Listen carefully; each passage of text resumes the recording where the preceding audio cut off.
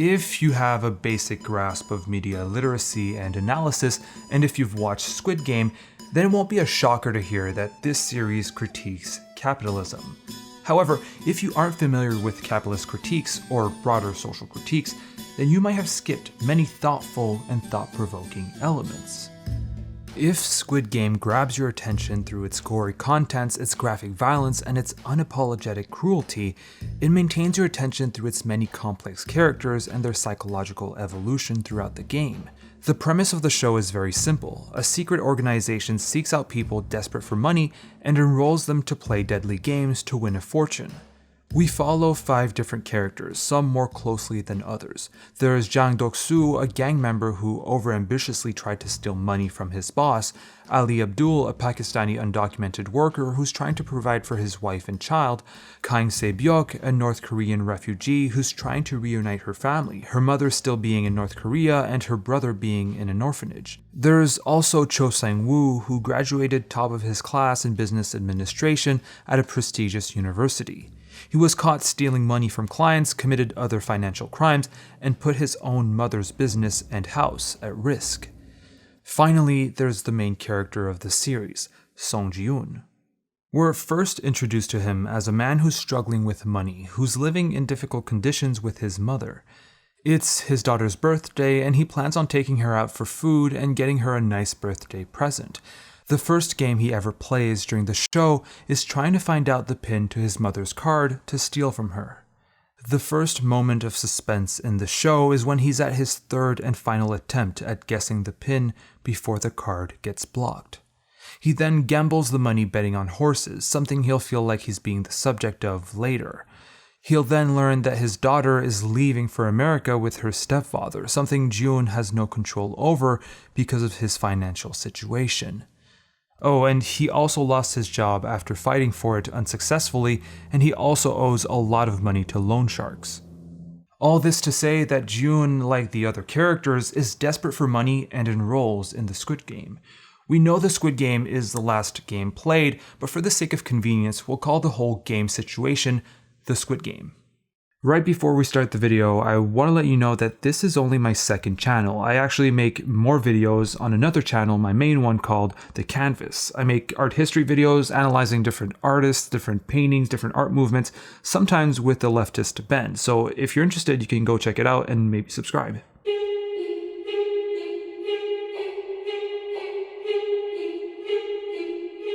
Capitalism thrives on competition. Competition is, some might say, the name of the game.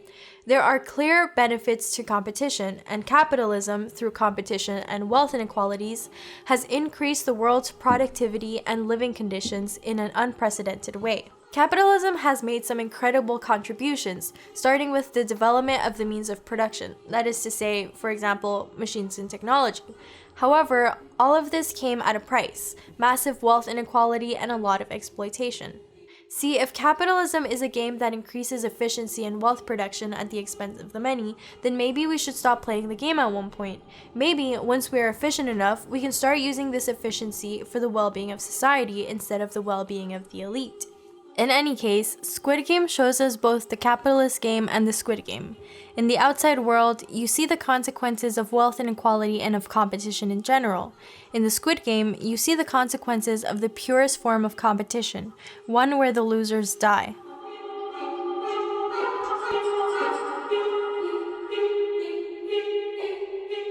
We might assume that one game is undoubtedly more violent than the other, but is it really? Of course, the Squid Game is more graphic. The violence is sometimes literally in your face.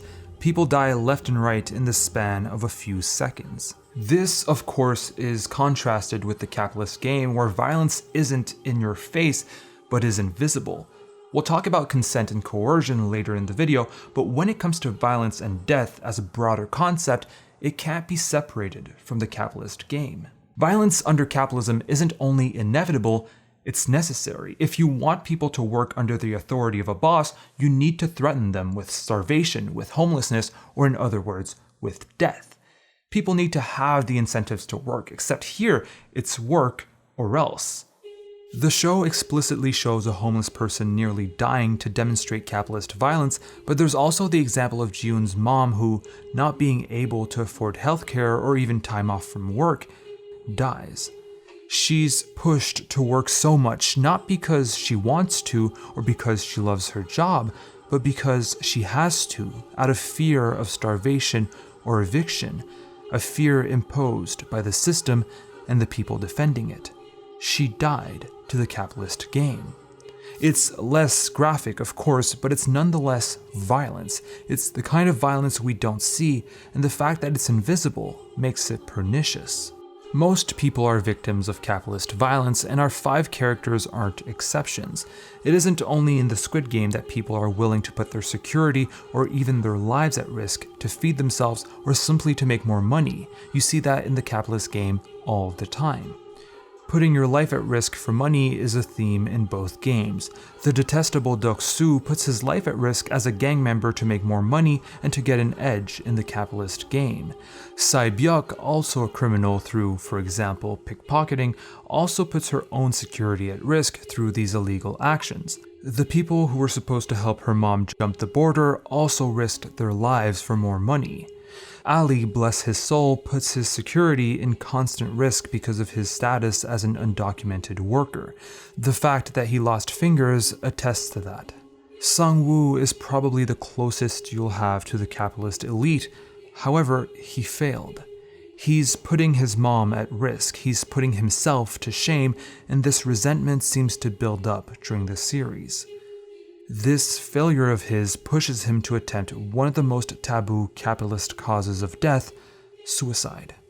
Finally, Ji-hoon puts his ill mom at risk, a risk that will eventually kill her. His gambling addiction pushes him to put himself in dangerous situations with loan sharks, and finally, he's about to lose his daughter because her stepfather is getting a better economic opportunity abroad. Some of these situations are rarely spoken of as violent, yet they absolutely are.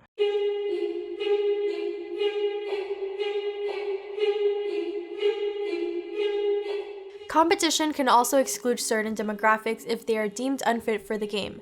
This can lead to structural inequalities, where race and gender are 2 major ones.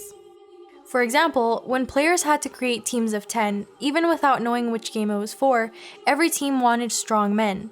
Having a woman on your team was a liability, having an older person on your team was a liability, and having a disabled person on your team was also a liability. Competition will undoubtedly disadvantage some people, either because of bias coming from other competitors, or sometimes because you don't have the same set of priorities or abilities as others. This is of course extremely harmful for the discriminated players, but also for their close ones. This can impact anybody, even strong men. The man invited by Sang-woo to join the team refused because he wanted to join with his wife. Rejecting people who have biases against them doesn't only harm these people, but the community.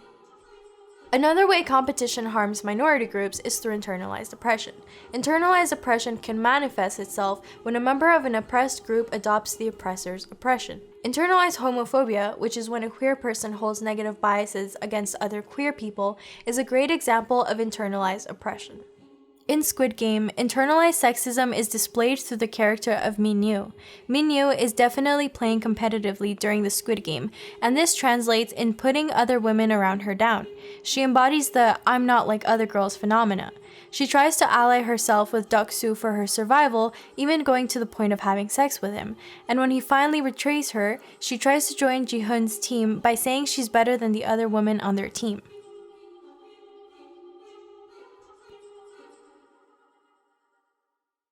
Finally, and here's the most damaging part of competition, it puts everybody against each other. This might sound obvious, but we think it's important to really ponder the implications of such a thing. At the beginning of episode 4, when facing scarcity, the players compete for the scarce resources. Since there aren't any systems or methods to guarantee that everybody's basic needs are met, fighting ensues. This is when competitors realize that killing is allowed to advance in the game. It was later admitted that the scarcity was faked to have the players fight each other. The enemy, therefore, becomes the other competitor instead of the organizers. Competition makes players play the game even outside of the games. The game doesn't only manifest itself while the players are playing, but now it manifests itself all throughout their stay.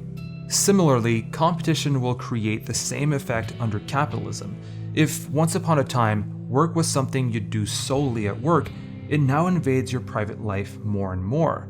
Check your emails, make sure you're available on your phone. Can you fill these documents at home? The capitalist game is being increasingly played after work hours. If you, as a worker, refuse this situation, that's fine. Competition will replace you. Someone willing to play the game outside of game hours will eliminate you. The scarcity scene also introduces the element of antisocial behavior or crime. When players learn that eliminating the competition brings them closer to their goals, that's when competition takes a deadly turn. A system based on competition makes it so it's possible to ameliorate your living conditions by harming your neighbors. This possibility, even if illegal, is still a strong incentive for anyone who's desperate enough or who's willing to get their hands dirty. Also, why was the murdering spree put to a halt? Because the billionaire was afraid. Very often, when crimes are committed inside a marginalized group, they aren't taken seriously, at least not as much as they are when rich people are threatened. The peacekeepers are then sent in.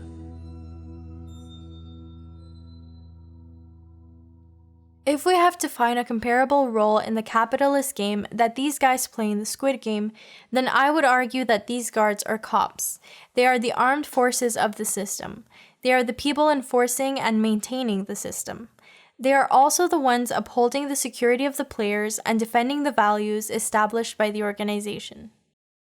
For example, when a cop behaves unjustly, the institution is often defended by referring to the few bad apples analogy. The institution isn't the problem is the few bad cops. At one point, when the pink guards fail to uphold the value of equality and are proven to be corrupt, when they are proven to be bad apples, then they are shown as counterexamples. See, these are the bad apples. The institution is not at fault. But the institution is at fault. The role of these guards is to uphold and facilitate the unfolding of an immoral and violent game. However, the pink guards, just like cops, are also victims of the capitalist game. The pink guards aren't doing this for fun, and they aren't doing it for the thrill. They're doing this, we can only assume, for a large sum of money. Their terrible living and working conditions can attest to that.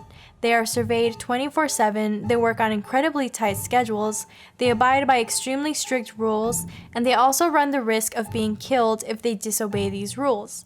The pink guards are competitors, not in the Squid Game, but in the capitalist game. What enables them to do these things, among the fact that they're protected by anonymity and that they simply follow orders, is the fact that they're being paid. The scene which gives the greatest insight to this is when a player refuses to be killed in episode 3. When he asks a guard to take off his mask when he's about to look at evil itself, he is faced with a banal man.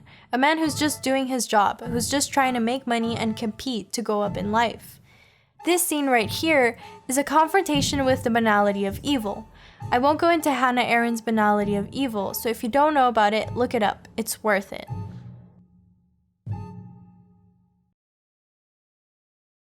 Finally, the competitive capitalist game, just like the competitive Squid Game, isn't devoid of all cooperation. During red light, green light, Sang-woo tells Jun to hide behind other players to avoid the motion sensing cameras. The tug-of-war game requires cooperation. Jun's group survives the nights from other players by sticking together. Even after the players voted out of the game, cooperation and compassion can still be seen among them. Sae-byuk doesn't have to untie Ji-yoon, but she still does even though she knows he will run after her for her money. Sang-woo is incredibly compassionate towards Ali as he provides him with his cell phone, food, and even money for a bus ticket. The fact is, Sang-woo didn't have to do these things, and ultimately, he's losing money by helping Ali out and is getting nothing back in return. There's no incentive to help Ali, and yet he does it out of compassion. However, even when there's room for cooperation and solidarity, there can be incentives to betray your friends and teammates in a competition, and as competition gets increasingly intense, these kinds of betrayals are inevitable. The marbles game illustrates this perfectly. Of course, nobody was surprised when Deok-soo and his partner betrayed one another, but Sang-woo betraying Ali by exploiting his innocence, or Jun betraying Il-nan by exploiting his apparent dementia, just shows how heartbreaking competition can be when pushed too far. Sang-woo and Jun, who both demonstrated a whole lot of compassion for their friend, betray them, not because they want to, but because they have to. If anything, this shows the corrupting factor of competition.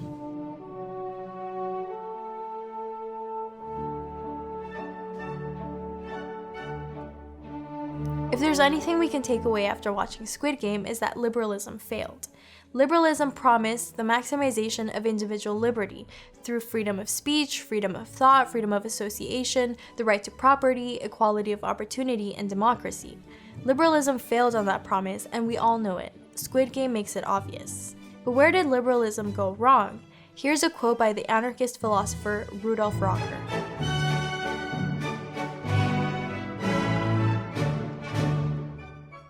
Liberalism and democracy were preeminently political concepts, and since the great majority of the original adherents of both maintained the right of ownership in the old sense, these had to renounce them both when economic development took a course which could not be practically reconciled with the original principles of democracy, and still less with those of liberalism.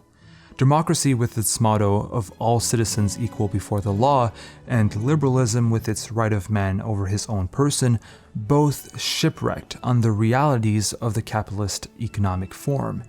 So long as millions of human beings in every country had to sell their labor power to a small minority of owners and to sink into the most wretched misery if they could find no buyers, the so-called equality before the law remains merely a pious fraud, since the laws are made by those who find themselves in possession of the social wealth. But in the same way, there can also be no talk of a right over one's own person, for that right ends when one is compelled to submit to the economic dictation of another if he does not want to starve. The principles of liberalism and democracy had to be abandoned, or at least not fully adopted, through the conservation of the right to private property. To Rocker, you cannot have right over your own person as long as you have to submit to the economic dictation of another. Submitting to the economic dictation of another is the whole premise of the show. There can't be equality before the law either, as long as the rich make the laws. Squid Game is telling us that liberalism and liberal democracy failed, but it's also telling us how these two concepts are used as justification to maintain and uphold capitalism.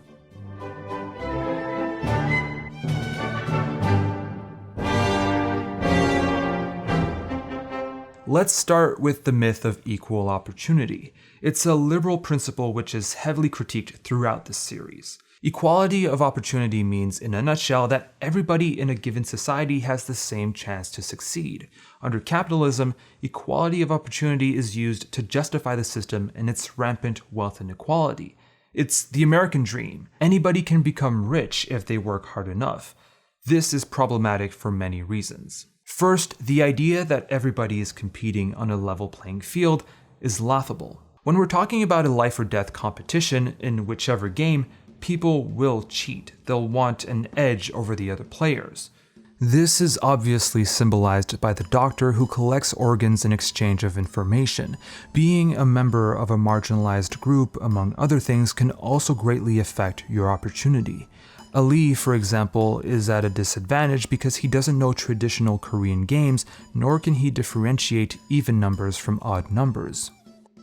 That's not to say that the rags to riches stories don't happen, but they're definitely not as frequent as they might seem, and maybe rather a product of chance than evidence for equality of opportunity.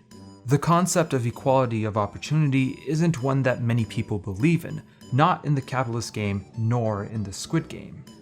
We know that some players are at a disadvantage ever since the game began. However, the illusion of equality of opportunity is extremely useful for both the capitalist game and the Squid Game. First, it motivates the players to actually play the game. If everybody has the same chances of winning, then you definitely have a chance.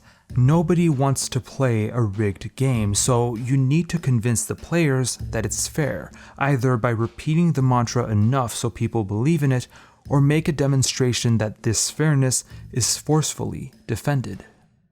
Second, equality of opportunity implies that we alone are responsible for our fate under capitalism. Your neighbor had the same opportunities as you, and they succeeded. If you didn't succeed, it's because you either didn't work hard enough or you didn't make the right decisions.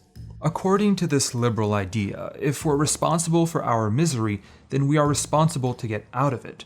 There's an illusion of agency here, not only in the fact that we choose misery, but in the fact that if we work hard enough or make the right decisions, we can get out of it. The responsibility for your misery is now yours and yours alone. The players in the game do make decisions, but they are, very often, ignorant of the outcome. How are they supposed to know that choosing the umbrella would greatly increase their chances of dying? How were they supposed to know that picking the first number at the game of the glass bridge would, no matter what, lead them to their deaths? What about Sebyok, who was greatly injured even though she won the game? That didn't seem fair, did it? What Squid Game ultimately tells us about equality of opportunity is that it doesn't exist, and as long as we fight amongst each other, it can't exist.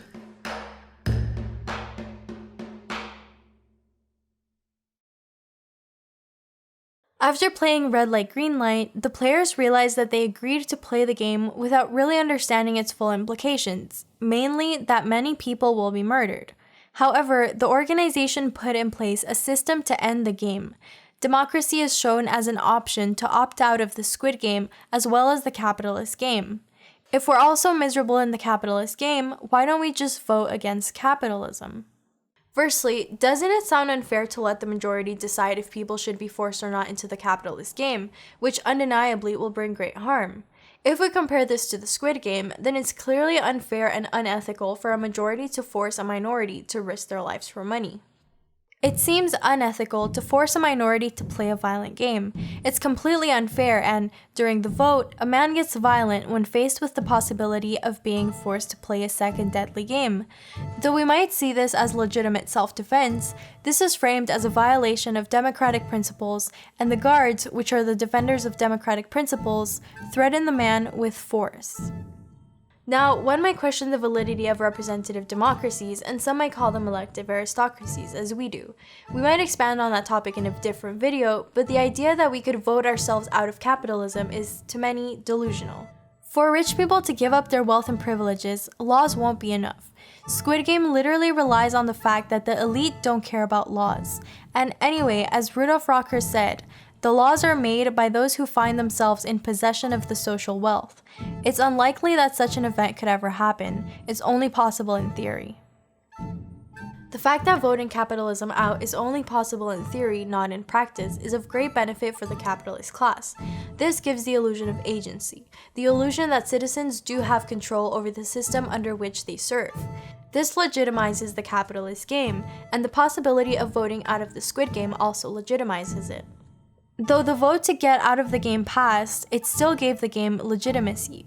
Once players returned to the game, which many of them did, they assumed the organizers were in good faith, and they knew that they could always vote out again if anything. I'm willing to bet the organizers knew the players would come back, and symbolically, the fact that a billionaire had the final say on whether the game was to end or not was very telling. If the principle of equality of opportunity and democracy is defended and promoted alongside a violent game, keep in mind that it's often to justify that very game. These liberal principles are illusions to keep you playing.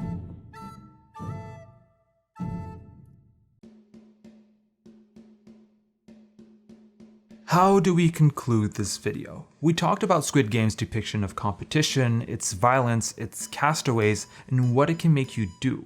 We also talked about how it demonstrates the failures of liberal democracies, mostly of democracy itself and of the myth of equal opportunity. All these topics are heavily critiqued by Squid Game, and they're all tied by what we believe to be the central theme of this show: coercion and consent. These players consent to playing the games, but they don't want to, and think about that for a second. After the first game, these players were ready to revolt because they hated the idea of playing deadly games, but then money entered the equation. How does money factor in consent? How does poverty and desperation factor in consent? Many people hate their jobs. They hate having to work for someone else. Many people feel forced to work for someone else. Is that consensual? And what about coercion? What if you have to work for someone else, or else you starve because you have no capital? If virtually every resource on Earth was appropriated by capitalists and they refused to give you any of them unless you worked for them, would that be coercion? Would the fact that you'd be working for them be consensual? Anyway, we know we could have gone more in depth on many different topics. For example, the shallow representation of the ultra-wealthy, which was kind of annoying, although we honestly really liked the acknowledgement that rich people aren't really happy, and that poverty isn't the only thing that makes you sad under capitalism, but it's the system itself, it's the competition, it's the alienation. We also could have talked about debt, the treatment of elderly people, and how these two issues affect South Korea more specifically. We could have talked about Mark Fisher's capitalist realism, which, yeah, Netflix making an anti-capitalist critique is kind of weird, and yeah, maybe Squid Game's critiques do reinforce capitalism in a way, but we think the best we can do now, since Squid Game has been so massively popular, is to use these new references to talk about how harmful competition is, or how equality of opportunity is designed to make us play the game, or how coercive the system might actually be. Maybe, just maybe, we can use the show as a diving board to introduce people to a more elaborate critique of capitalism. You gotta stay hopeful.